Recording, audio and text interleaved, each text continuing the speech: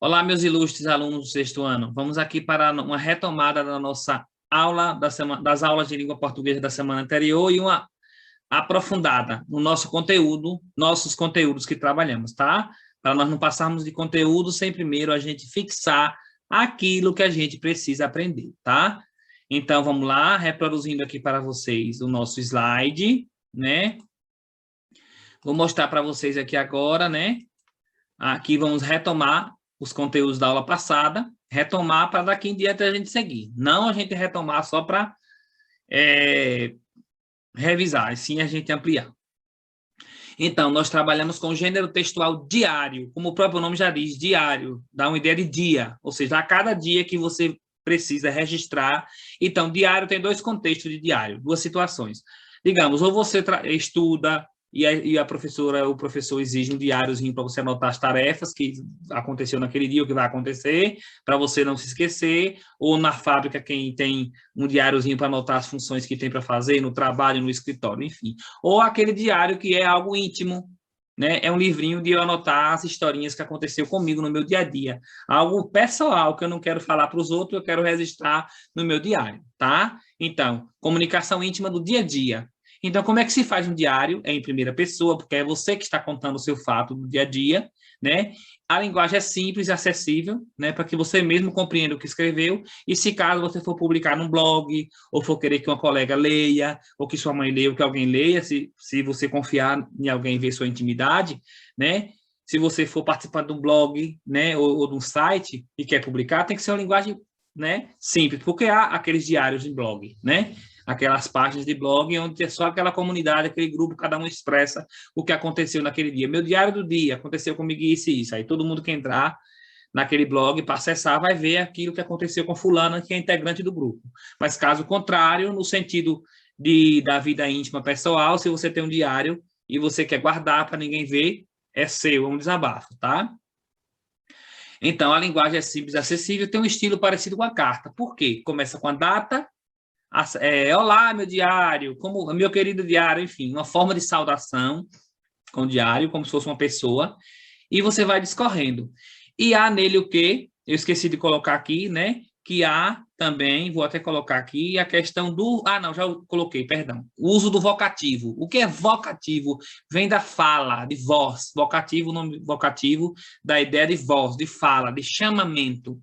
Eu digo, meu diário, meu querido diário, vou falar para você, você não sei o quê. Então, você começa a conversar. Quando você começa a conversar com o seu diário, você está usando vocativos, falas, tá? Então, há obras de ficção que são diários. Temos o exemplo do diário de Anne Frank, né, que virou filme baseado em histórias reais, mas era um diário da história da vida dela, que a partir daí virou uma obra de ficção, uma história, na verdade, real, que virou filme, que virou livro, tá? Então, esse é o gênero diário. Nós aprendemos na aula semana passada a dividir o texto em parágrafos. Divisão em parágrafos, né?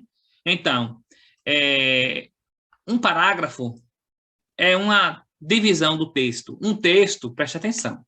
Um texto, gente, não precisa ter 10 páginas, 5 páginas, 6 páginas, 2 páginas. Pode ser meia página, pode ser uma página inteira. Enfim, vários tamanhos. Só que esse texto, o assunto é único, fala só sobre aquilo, né? Mas só que dentro desses assuntos, né, no texto, tem várias ideias. E cada ideia centrais, as ideias vai sendo dividida em parágrafos, né? Menor, digamos que eu vou falar da água. Aí eu vou falar da água que é boa para alimentação, que é boa para a higiene do corpo e que é boa para a plantação. Então, eu tenho 3 ideias. No primeiro parágrafo, eu falo da água para alimentação, cozinhar os alimentos. Então, dentro daquele parágrafo, eu falo várias coisas. Eu digo, a água é o alimento natural, ponto. Usamos a água para cozinhar os alimentos, ponto. Bebemos a água após o almoço, ponto. Acabou o parágrafo. A ideia central é o quê? Água para alimentação. Terminou de falar várias frases curtas sobre a água como alimentação, coloca o ponto parágrafo. E o parágrafo deve começar com a margem. Por exemplo, se você tem o dedinho fino, 2 dedinhos assim, ó, né, de espaço, ou seja, 2 centímetros, vamos dizer, né? ou mais de 2 um pouquinho. Você deixa de margem e começa o parágrafo. Terminou a linha lá, terminou a linha, ao invés de você começar embaixo da onde você começou o parágrafo, você começa lá encostado na barra, naquela linha que tem, né? Que tem caderno que tem aquela linha, né? Tem duas linhas verticais, uma de um lado e de outro, dois limites, né? Aí você começou deixando 2 centímetros, aí quando terminou a frase, você volta do início, não embaixo da onde começou o parágrafo, mas sim mais para trás, para que perceba nitidamente que ali é um parágrafo começando, tá? Então, parágrafo é justamente isso. Deve sempre deixar margem e cada parágrafo tem uma ideia central, tá? Nós aprendemos na aula passada, falamos um pouquinho, e eu vou ainda reforçar alguns conceitos que eu não dei para vocês. Os elementos da comunicação, né? São os interlocutores, que é quem? Que é o emissor e o receptor, certo? Emissor e receptor. O que são os interlocutores? As pessoas que interagem na comunicação, que se falam, que conversam, ou via escrita, ou via fala. E às vezes a gente não tem ninguém aqui com a gente, mas se eu estou lendo um livro, estou lendo um texto, tem 2 interlocutores ali. Tem o livro que está mandando a mensagem para mim, tem eu que estou lendo, eu estou recebendo a mensagem. Então, nós somos interlocutores. Mas se é com eu e você, se eu estou falando, eu sou emissor. Se você está ouvindo, você é receptor, tá?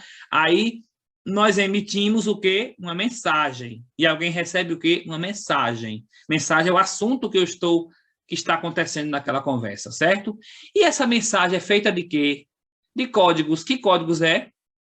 Os códigos são as palavras, os sons. Se eu estou cantando uma música para você, é a música, é o som e as palavras. Se eu não estou usando palavras, só estou fazendo gestos, quais são os códigos? Os gestos. Se eu estou só mostrando imagens, retratos para você, há uma conversa aí, você lê a mensagem, que é a imagem, e eu mostro. Então, eu estou sendo emissor da mensagem. Eu estou mostrando os quadros, mostrando as gravuras. Então, códigos são coisas que utilizamos para formar a mensagem que eu quero mostrar, tá? Canal é por onde passa. Por exemplo, agora eu estou dando aula para vocês. Por onde é que está passando essa aula? Através do vídeo. O vídeo é o canal, né? O canal. E o veículo, onde é que circula? Na internet. Se não tiver internet, vocês não vão ver o quê? A informação. Então, qual é o veículo? Se for uma carta, vai ser o quê? O correio. Através do correio chega lá. Mas qual é o canal? O canal é o quê? É você colocar no envelope, ou envelope, né? Através do envelope e da entrega lá no correio é o canal, né? Então, o canal é por onde passa a mensagem. Pelo telefone, o canal, ok? O telefone, o WhatsApp. Então, esses são os canais, tá ok? Esses são os elementos da comunicação. E nós aprendemos sobre a linguagem verbal e não verbal na aula passada, né? Linguagem verbal é a comunicação através da língua, mas não a língua de palavras, né? A não verbal. A não verbal é a língua de sinais. Por exemplo, surdo. Surdo conversa. Como? Falando, não. Através dos gestos. Então, gestos é língua? É. Não é a linguagem verbalizada, é a linguagem através de gestos. Então, tem imagens, fotos. Se eu mostro uma foto, é uma linguagem, é uma comunicação. Você vai ler o que está ali naquela imagem. Então, é uma linguagem não verbal. A verbal é o quê? Que tem palavras e sons. Linguagem é todo tipo de comunicação que usa recursos da língua, falada, verbalizada ou não, né? Agora, o que é língua? Língua não tem nada a ver com imagens. Língua são um conjunto de códigos, de palavras, de letras, né? De sinais, de símbolos, que formam uma comunidade, um povo, né? Um povo de tal país fala tal língua, ou seja, tal idioma. Então, a língua é algo ligado à coletividade. Várias pessoas falam a mesma língua, tem que escrever do mesmo jeito, tem que usar os mesmos termos, porque são pessoas do mesmo povo, né? Isso é que é língua, o idioma, conjunto de palavras de um povo, tá? E o que é fala? É o jeito de eu expressar a língua falando oralmente. Então, eu falo do meu jeito, eu falo cantando, eu falo arrastando, eu falo mais forte, eu falo mais grosso, eu falo mais fino. Então, a fala é o jeito do indivíduo, de uma pessoa falar, tá? Então, fala é individual e língua é coletiva. Paramos por aqui e espero que vocês tenham compreendido a nossa mensagem de hoje.